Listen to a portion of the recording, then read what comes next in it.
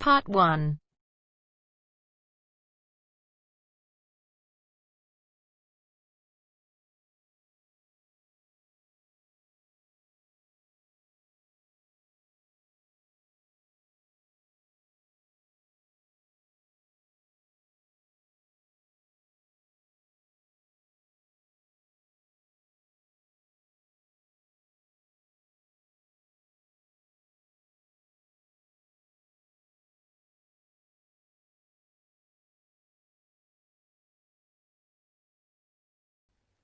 In this test, you will hear a number of different recordings, and you will have to answer questions on what you hear.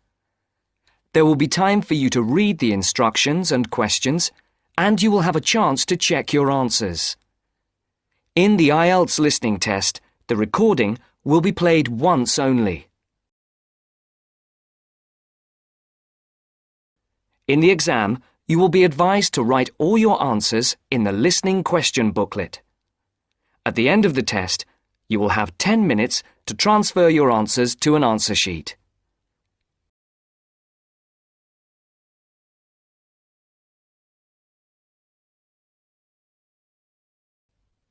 You are going to listen to a telephone conversation between a caller and a call centre operator.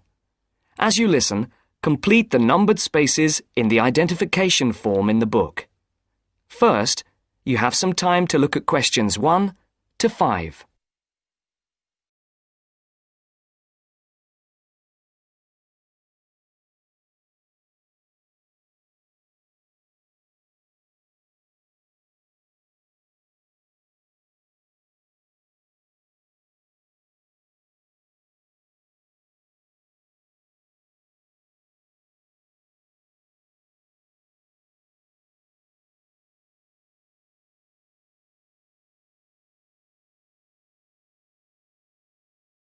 Now the test will begin. You should answer the questions as you listen, because you will not hear the recording a second time. Listen carefully and answer questions 1 to 5.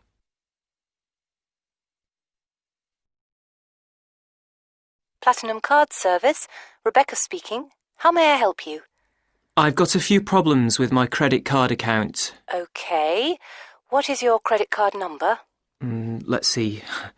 It's here somewhere. Here it is. Can I just take the card number, please? Yes, it's 6992 6992 3443 3443 1147 1147 8921. 8921. Right. Can I just check that? 6992 3443 1147 8921. That's it. And your name? Carlos de Silva. I just need to check a few details for identification and security, if you'll bear with me. That's okay. And what's your postcode? SE1 8PB. SE1 8PB. That's it. Vauxhall Close, London? Yes, that's right. And the house number? 43. And can you give me your date of birth? 13th of the 7th, 63. And one further check, if I may. Can you give me your mother's maiden name? Yes, it's Moore. Is that Moore? Yes, that's it.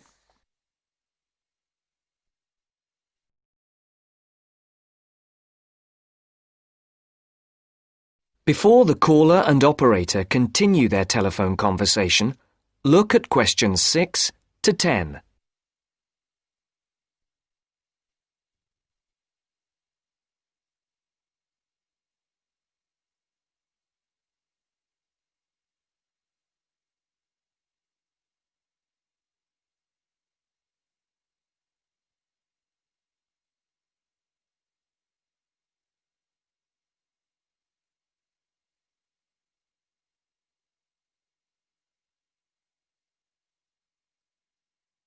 Now listen to the next part of the conversation and answer questions 6 to 10.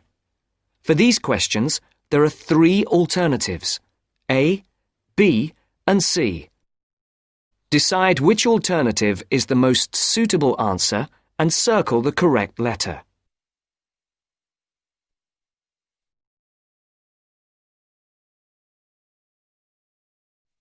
Yes. Now, can we get on with this? Yes, sir, certainly.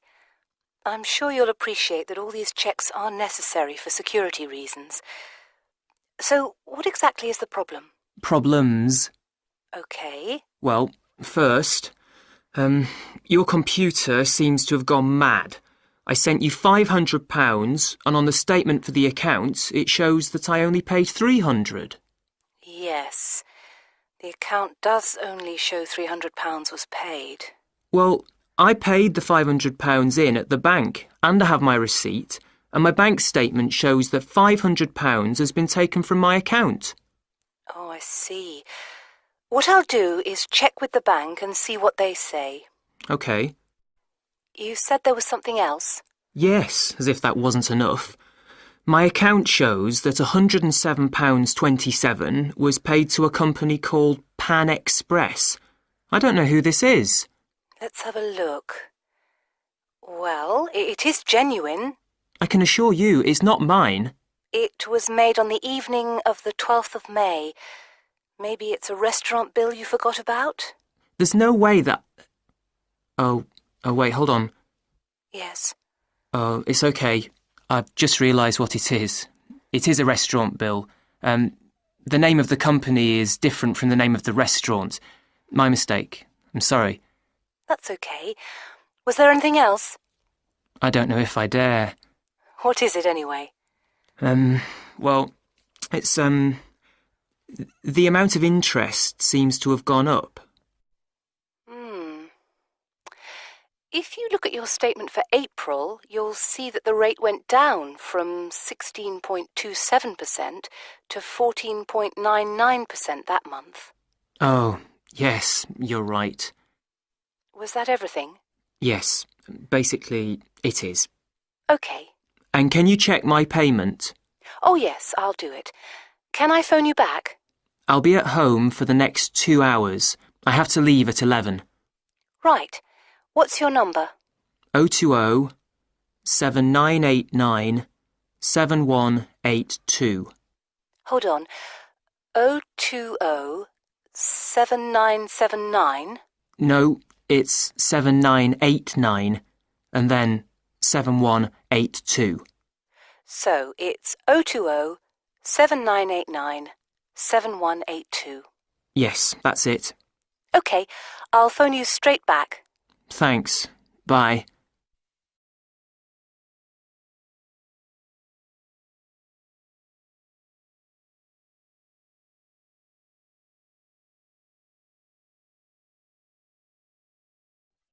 That is the end of part 1. You now have half a minute to check your answers.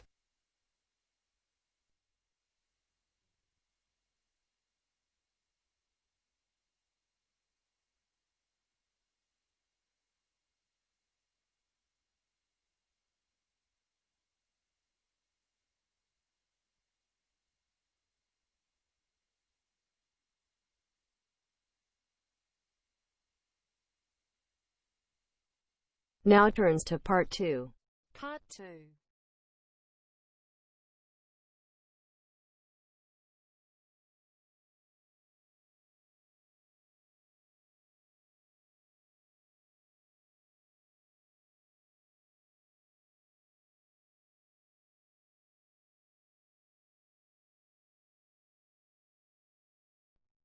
You are going to hear a radio interview about giving up smoking. First, look at questions 11 to 13.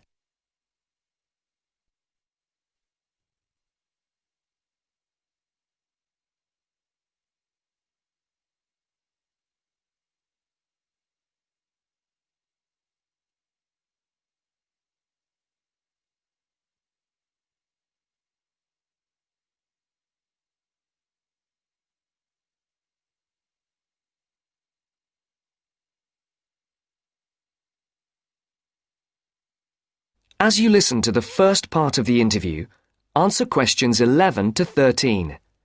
For these questions, there are 4 alternatives. A, B, C, and D. Decide which alternative is the most suitable answer and circle the correct letter.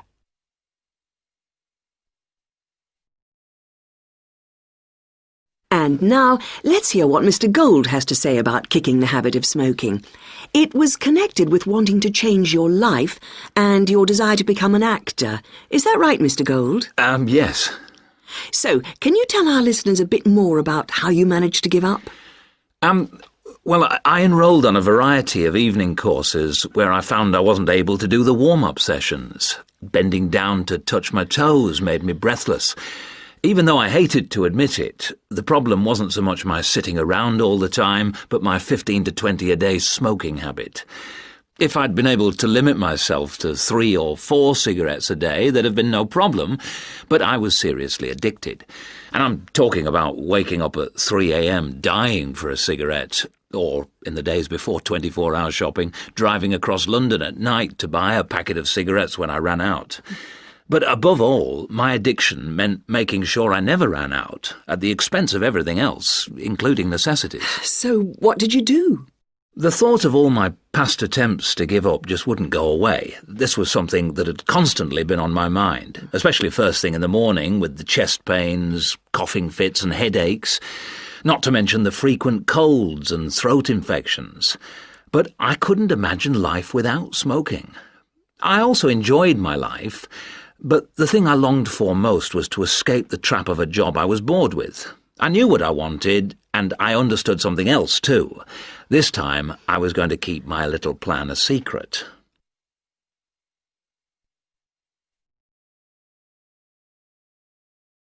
Now look at questions 14 to 20.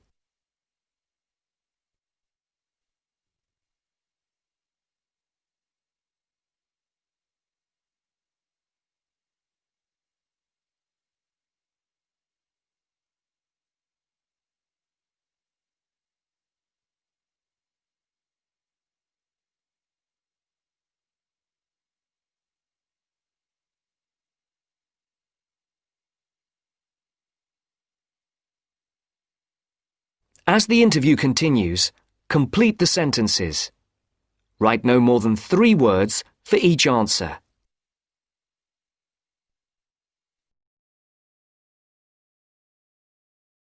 On the 1st of July, I managed to get through 24 hours without a single cigarette. The next day, I got to 48 hours. Then I aimed for 100, 500, 1,000. Easy. It was my own little private game, and I was winning it.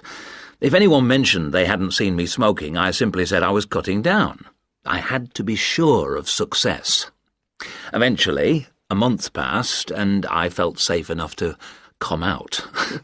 I'd lost count of the number of hours I'd gone without a cigarette. All I suffered was a couple of bad headaches, and then I was set for my most healthy year ever. Not one single cold for over 12 months.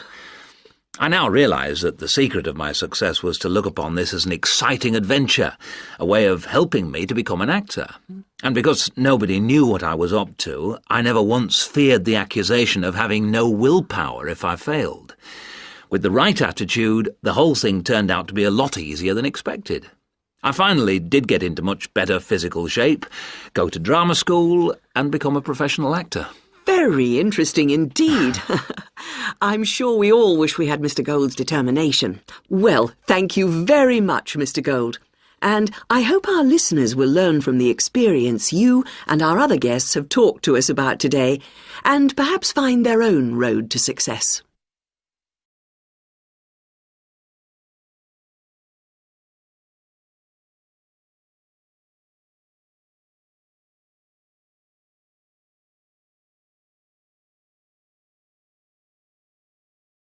That is the end of part 2. You now have half a minute to check your answers.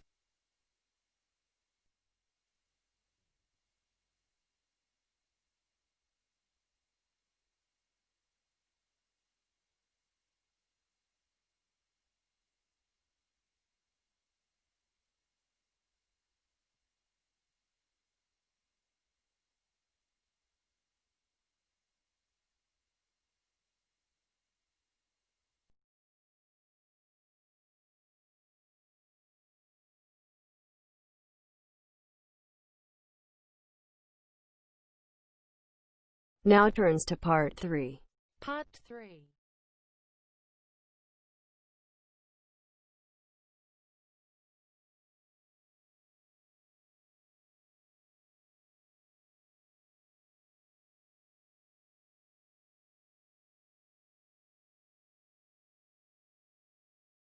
You are going to listen to a conversation between a tutor and two students. In the first part of the discussion, they talk about a fellow student. First, look at questions 21 to 23.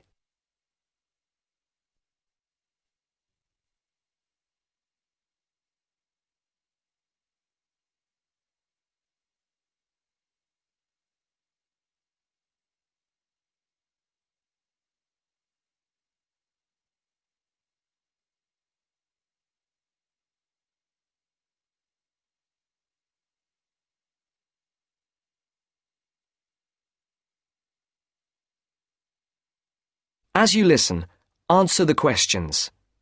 Write no more than 2 words for each answer.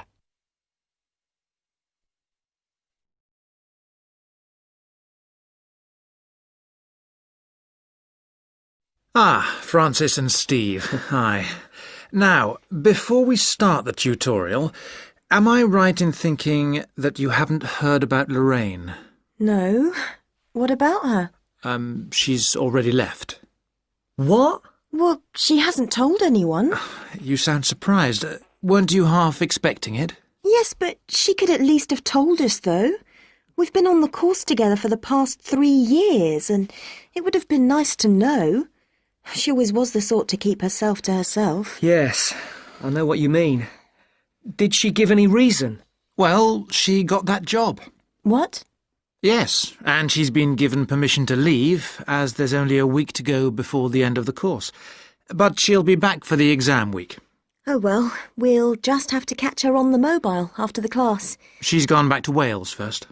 Oh, dear. We'll get hold of her on the mobile. She did say that it might not be possible to contact her for a couple of weeks. Oh, OK. If that is what she wants.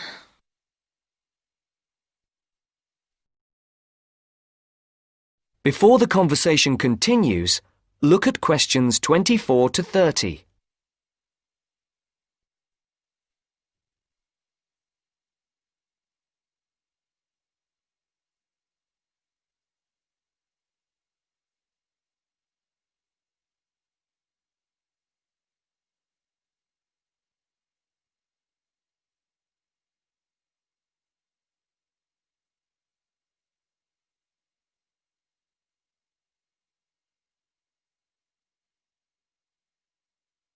Now listen to the second part of the discussion.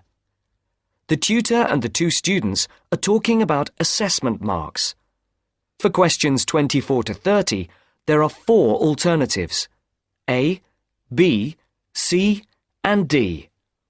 Decide which alternative is the most suitable answer and circle the correct letter.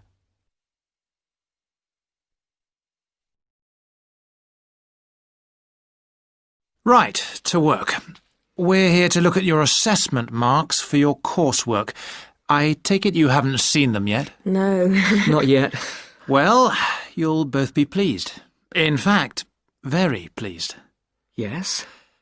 Francis, you have come out with the top mark in the year.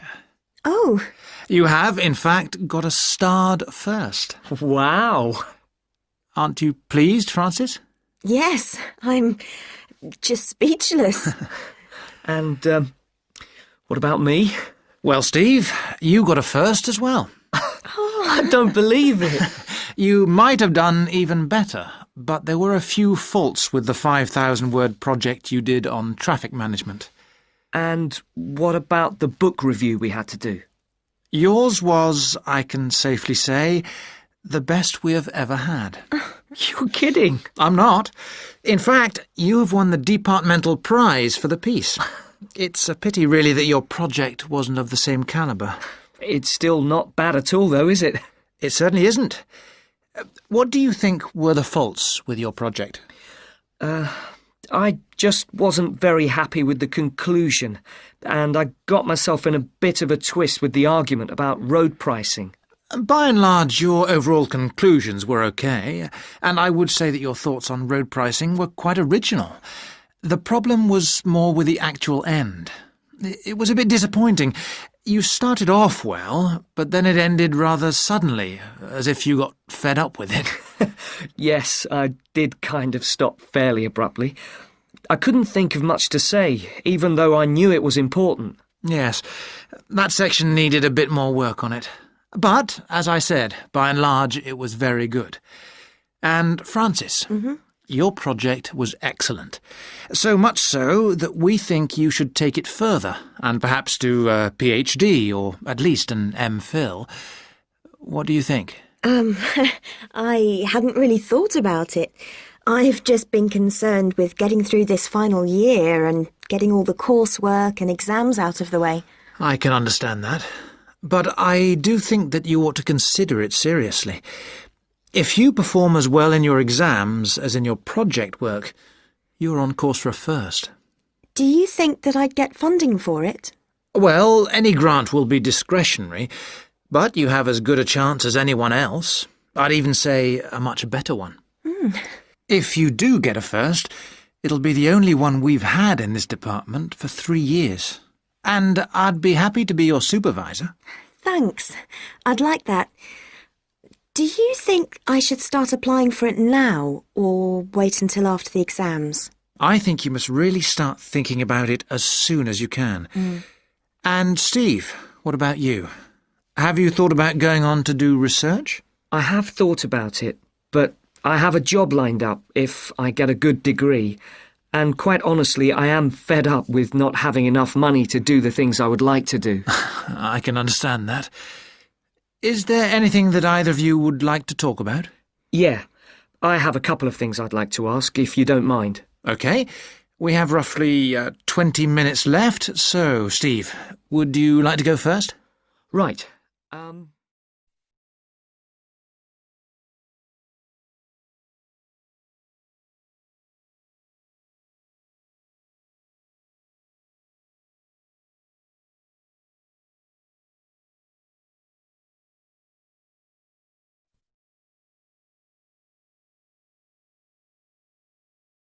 That is the end of part 3.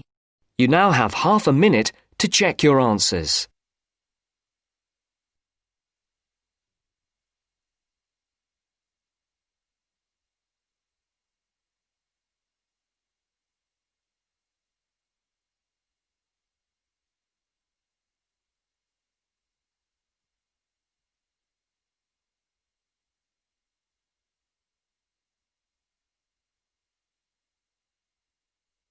Now turns to part 4.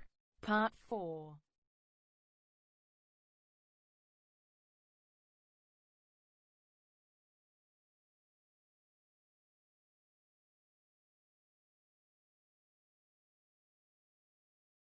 You will hear a talk on bullying in the workplace, given by a university lecturer to a group of students.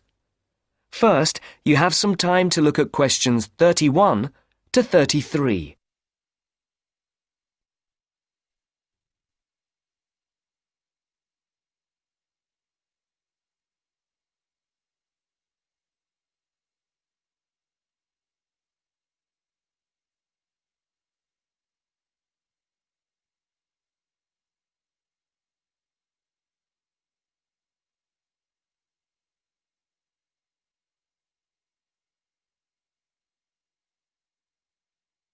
Now listen carefully and answer questions 31 to 33.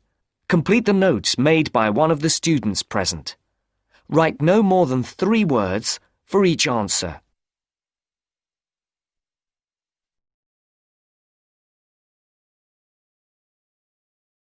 Good morning. My name is Dr. Mervyn Forrest, and I specialize in management techniques and training. I've been invited here today to talk to you about the cost to the economy of bad management. And what I would like to dwell on first is an area that has recently been exercising everyone, and that is coercion in the workplace, or, to put it more simply, bullying. It has been estimated that bullying at work costs the British economy up to £4 billion a year in lost working time and in legal fees. And with the problem apparently on the increase, it is time that managers took on board what is happening. I would like to think that what is perceived as bullying is nothing more than lack of experience, insecurity, or lack of awareness on the part of managers, and not a conscious effort to attack someone. But that is perhaps a case of my being naive or over-hopeful. Before we break up into groups to look at the first task on the handout you've got, I'd like to give you a start with some of the main bullying methods that have been identified so far. Basically, what I'm going to do here is to give you examples of 1 or 2 points. Can you all read the OHP clearly? Yes? Right, off we go.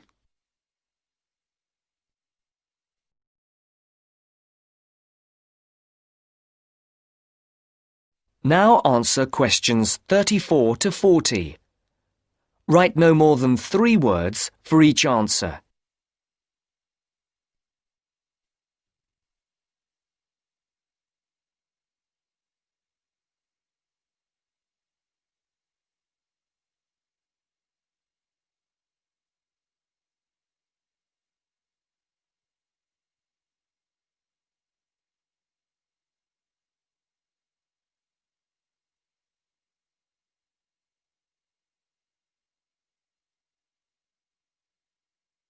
As you listen to the talk, complete the notes made by one of the students present.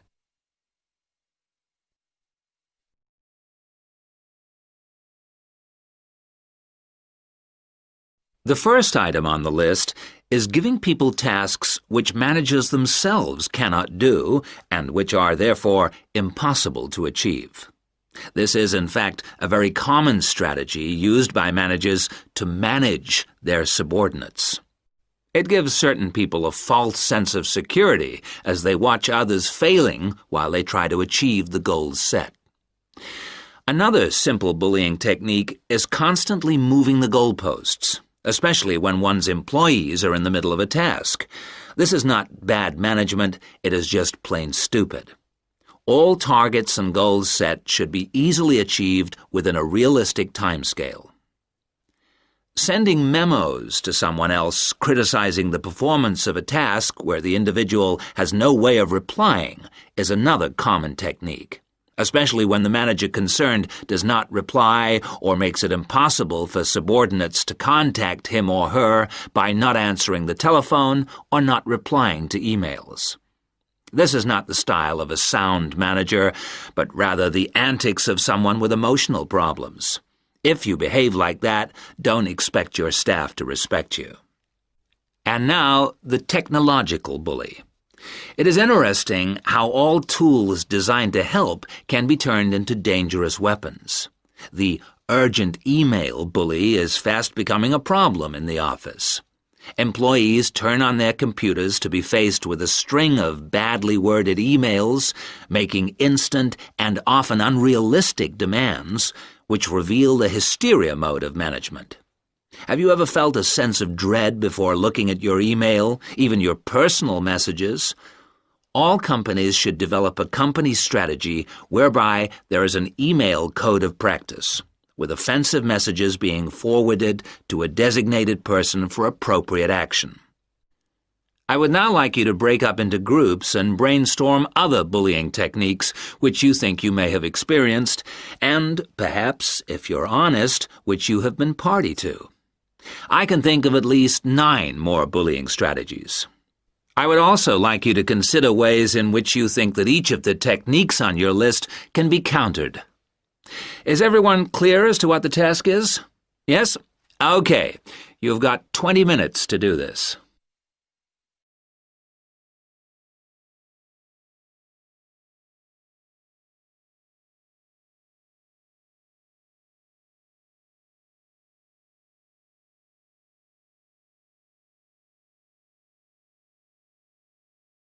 That is the end of part 4.